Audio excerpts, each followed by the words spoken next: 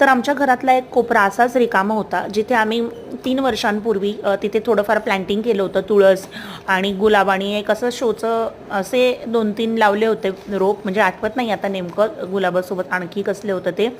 तर आता म्हटलं आपण करूयात म्हटलं थोडंसं प्लॅन्टिंग, कारण की नाही का आर्टिफिशियलचं कसं असतं, वेस्ट ऑफ मनी होतं ते.